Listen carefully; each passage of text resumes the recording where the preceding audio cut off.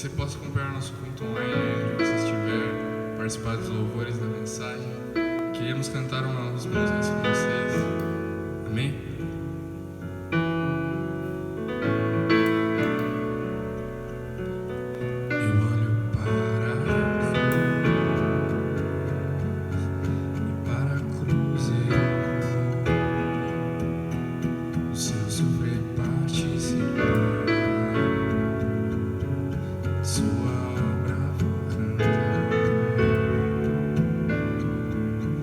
Salvador.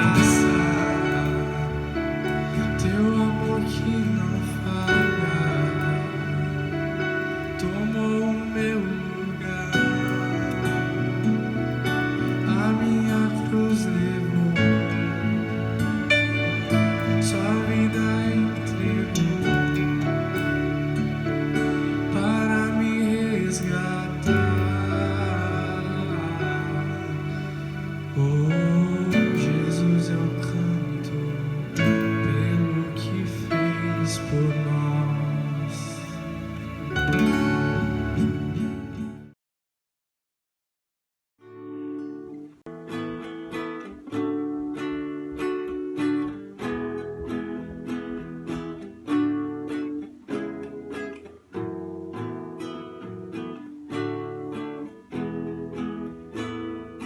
Ele sabe tudo que eu preciso, tem nas mãos a guarda do meu coração. Se estou feliz, ele sorri comigo.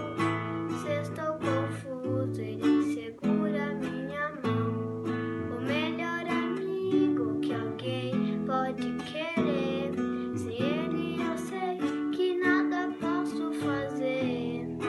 Nem todo ouro poderia comprar a segurança que meu Deus me dá. Deus cuida de mim e nada faltará. Ele é meu pastor, eu vou descansar. Tudo que eu precisar, encontro nele sim. Posso cantar, Deus cuida de mim. Deus cuida de mim e nada faltará. Ele é meu pastor, eu vou descansar. Tudo que eu precisar, encontro nele sim.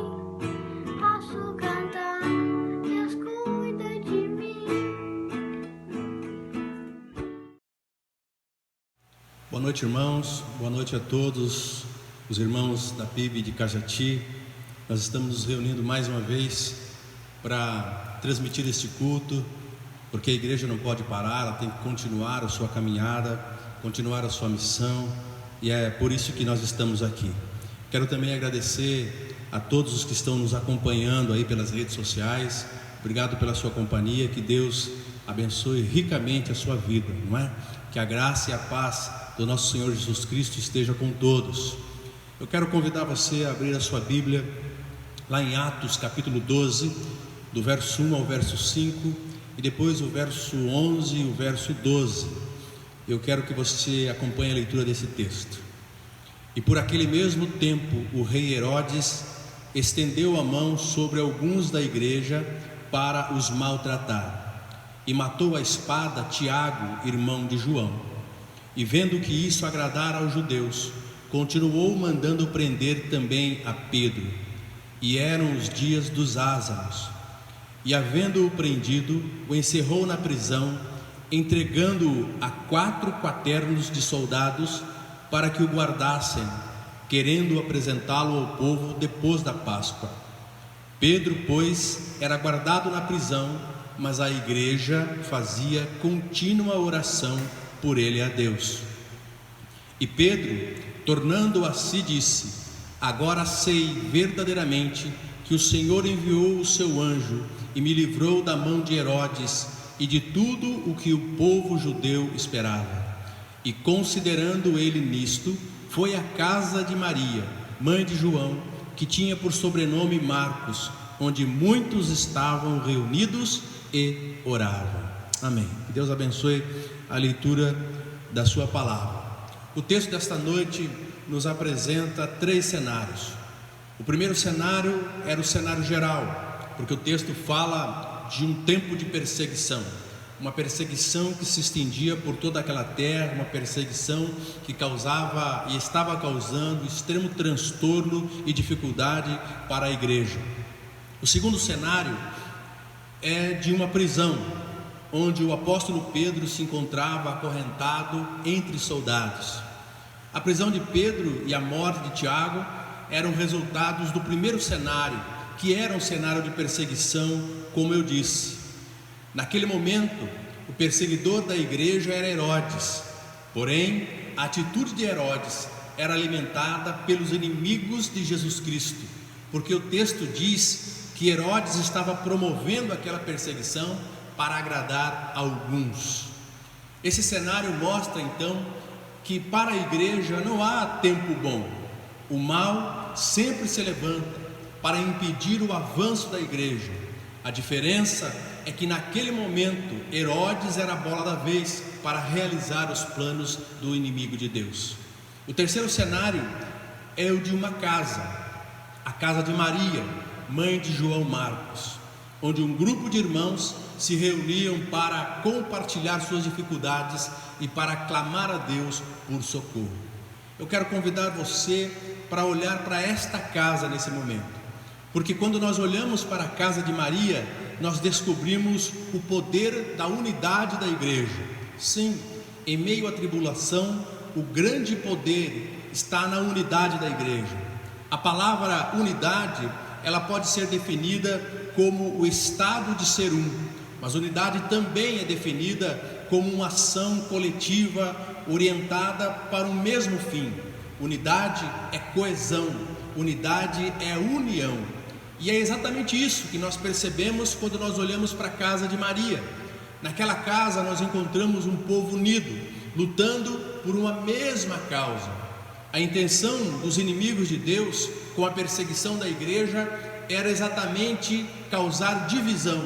Eles não queriam a união, eles queriam a divisão. Dividir o adversário é uma estratégia militar. Destruir, dividir para destruir. O próprio Jesus disse em Mateus 12 que a casa ou a cidade dividida não subsistirá. Então, apesar do cenário caótico daquele momento, havia naquela casa um ambiente de unidade, de coesão, de união. Apesar do propósito dos inimigos de Deus, apesar do propósito de Herodes ser dividir a igreja, espalhar a igreja, parece que as coisas estavam acontecendo ao contrário, porque a perseguição de Herodes fortaleceu ainda mais a união daqueles irmãos. O verso 5 mostra que aparentemente o objetivo de Herodes estava dando certo, pois um dos principais líderes da igreja naquele momento estava separado fisicamente dos demais. A Bíblia diz que Pedro era guardado na prisão, mas a igreja continuava em oração por ele a Deus. Fisicamente, Pedro estava separado dos demais irmãos. A distância os separava fisicamente, mas através da oração, eles estavam juntos aos pés do Senhor. Pedro orava na prisão e a igreja orava reunida em casa. Havia entre eles uma harmonia de pensamento, uma harmonia de sentimento, uma harmonia de fé, e isso é unidade, isto é união, e não depende da presença física, não depende de distância, simplesmente depende do desejo de estar juntos, unidos pela fé. Em tempos de distanciamento forçado, a igreja deve alimentar essa ligação espiritual através da oração. Em tempos de distanciamento forçado, nós devemos estar juntos aos pés do Salvador, clamando uns pelos outros, buscando a presença do Senhor. Alguns, nesse tempo, perguntam como a igreja vai sobreviver separada. Os inimigos da igreja se alegram dizendo: a igreja está derrotada. Mas eu te digo, a igreja não está derrotada, a igreja não está separada. Pelo contrário, a igreja está interligada por meio da oração, oração gerada pela unidade, oração gerada pelo amor uns pelos outros. Quando você ora por mim, quando eu oro por você, nós estamos vivendo a unidade, estamos compartilhando nossos sentimentos, nossas alegrias e nossas lágrimas diante do Deus Todo-Poderoso. Nossas orações, elas chegam ao trono de Deus, e por meio do Espírito Santo, esse sentimento de vitória, de conforto, de esperança, se espalha por toda a igreja, se espalha pelos corações daqueles que creem e que confiam em Jesus Cristo. Em meio às lutas eu oro, mas me alegro ainda mais, porque sei que irmãos piedosos também clamam a Deus por minha vida, também clamam a Deus por sua vida, também clamam a Deus por nossas vidas. Você ora aí na sua casa, eu oro na minha casa, nós oramos, e quando fazemos junto, estamos vivendo a unidade por meio do Espírito Santo de Deus. A unidade produz no cristão a certeza de que não está sozinho em meio às lutas. Essa certeza acalma o coração e alimenta a nossa esperança no Deus que nós cremos. Por isso, Paulo e Silas na prisão cantavam. Por isso o verso 6 diz que Pedro dormia entre soldados. E é por isso que o salmista no Salmo 3 diz: eu me deitei e dormi, acordei porque o Senhor me sustentou. Saber que não estamos sozinhos produz essa calmaria em meio à tempestade. E essa unidade nós enxergamos quando olhamos para a casa de Maria naquele momento. Quando nós olhamos para a casa de Maria, nós também descobrimos o poder da missão. Sim, existe o poder da unidade, mas também existe o poder da missão, que pode ser visto na casa daquela mulher. A missão da igreja é pregar o Evangelho, é anunciar a chegada do reino de Deus, assim como Jesus Cristo fez. Mas o próprio Jesus nos avisou que seríamos odiados por causa dessa missão. Paulo e Silas foram presos por causa da missão. Tiago foi morto por causa da missão. E agora Pedro estava preso por causa da missão. A conclusão é que o inimigo tenta dividir e parar o avanço da igreja. Essa é a conclusão que nós chegamos. É de que o inimigo ele está tentando dividir, parar o avanço da igreja por meio dessa divisão, por meio da tribulação e por meio da dificuldade. E o objetivo do inimigo é barrar o avanço da mensagem do Evangelho, é barrar o avanço da missão. Herodes e os religiosos judeus acreditavam que ceifando a vida de Tiago e que prendendo Pedro, eles poderiam impedir o avanço do Evangelho, o avanço da missão. Mas quando eu olho para a casa de Maria, eu enxergo o poder da palavra de Deus, o poder da missão. No final dessa história, no final desse texto, nós encontramos Herodes derrotado, morto, devorado pelos vermes. A igreja, por sua vez, continua avançando. E a melhor expressão para mostrar que a igreja não estava derrotada está no versículo 24 de Atos 12, que diz: e a palavra de Deus crescia e se multiplicava. A palavra de Deus crescia e se multiplicava.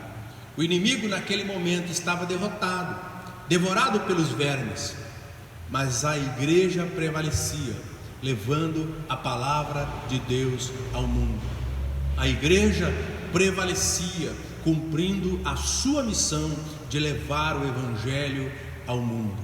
Na casa de Maria, todos estavam alegres pela resposta de Deus, mas nenhum deles se acomodou diante daquela bênção. O verso 17 diz que Pedro contou o que havia acontecido e disse: anunciai isto a Tiago e aos irmãos. Esse é o poder da missão, um poder que não nos deixa parar, um poder que nos tira da acomodação, um poder que nos leva a continuar caminhando, cumprindo a nossa missão. Por isso Paulo, escrevendo a Timóteo, disse: a palavra de Deus não está presa. 2 Timóteo 2:9. E é importante a gente observar que Paulo, quando escreveu essas palavras, estava preso em Roma, tinha sido abandonado pela maioria ou pela maior parte dos seus amigos, estava sozinho. Paulo sentia que o tempo da sua partida estava próximo, mas ainda que ele estivesse preso, sua fé na palavra de Deus era inabalável. A palavra de Deus não está presa, disse Paulo. Em outras palavras, ele estava dizendo: a missão continua. Pregar a palavra de Deus é a nossa missão. Os homens podem nos prender fisicamente, a doença pode nos prender a um leito de hospital, a distância pode nos impedir de ter contato com as pessoas, mas nenhum poder, nenhum esquema, nada pode nos prender ou pode prender a palavra de Deus. O que levou Paulo e Silas a cantarem hinos a Deus durante a prisão foi a certeza de que do lado de fora haviam irmãos unidos em oração e levando a palavra de Deus. Queridos, estamos de quarentena, mas a missão não para. Estamos de quarentena, mas vamos manter a unidade. Foi a unidade e o amor pela missão que sustentou aqueles irmãos na casa de Maria. Foi a unidade e o amor pela missão que moveu o coração de Deus na direção daquela casa. Agora eu quero convidar você para orar comigo. Quero convidar você para orar pela unidade da igreja. Que cada crente se coloque em oração pela igreja.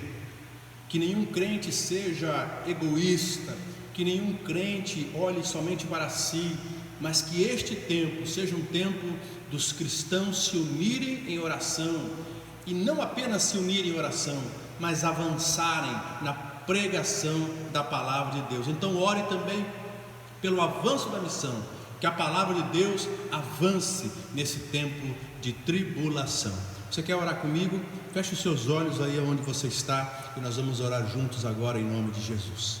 Pai querido, nós estamos juntos novamente na Tua presença, ó Deus, para Te exaltar, porque o Senhor é Deus santo e poderoso, que reina sobre tudo e sobre todos.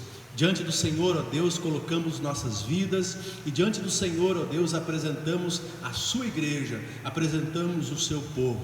Ó Deus, visita o Teu povo neste tempo de luta, visita o Teu povo neste tempo de dificuldade, visita o Teu povo, Deus amado, nesse tempo em que o mundo está em caos. Visita, ó Deus, o Teu povo, Deus, e promova, ó Deus, a unidade da igreja por meio do Teu Espírito Santo. Tira do meio da igreja, ó Deus amado, todo egoísmo, Deus amado, todo desejo de ser maior, de ser o melhor, mas coloca no nosso coração, Deus, o sentimento que houve em Cristo Jesus, o sentimento de unidade, o sentimento de andar junto, o sentimento, Deus, de nos preocuparmos uns com os outros e de orarmos uns pelos outros, Pai. Desafie, Deus amado, cada crente a dobrar o seu joelho todos os dias e orarmos uns pelos outros em nome de Jesus, Pai.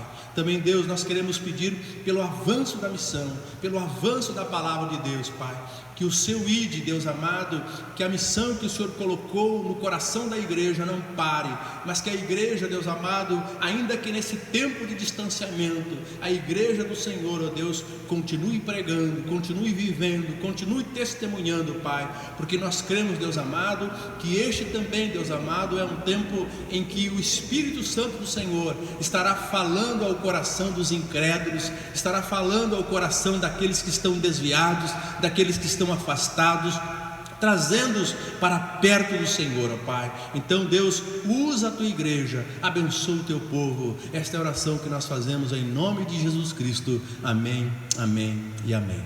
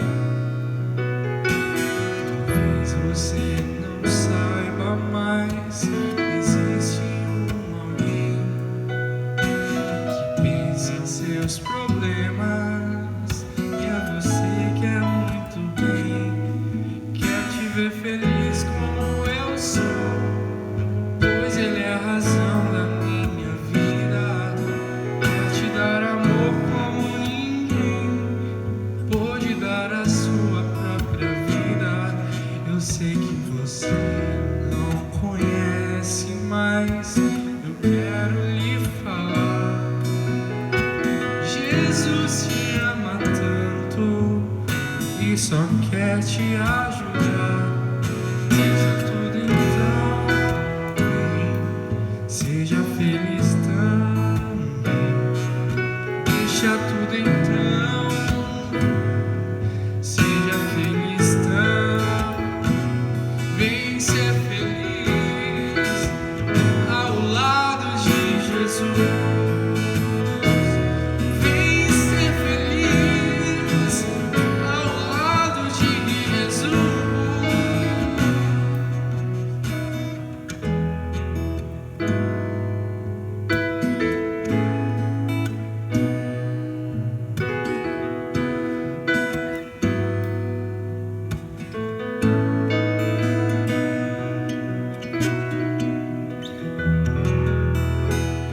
Nós estamos chegando ao final deste culto e nós queremos te agradecer mais uma vez pela sua companhia. Pedimos para que você divulgue esse vídeo, para que ele possa chegar principalmente para aqueles que muitas vezes não conhecem a tua palavra, para aqueles que estão desviados da palavra. Envie esse vídeo, promova esse vídeo, porque desta maneira você também estará abençoando não apenas a sua vida, mas abençoando a vida de outros. Que Deus abençoe sua casa, que Deus abençoe a sua família e até a próxima, no nome de Jesus.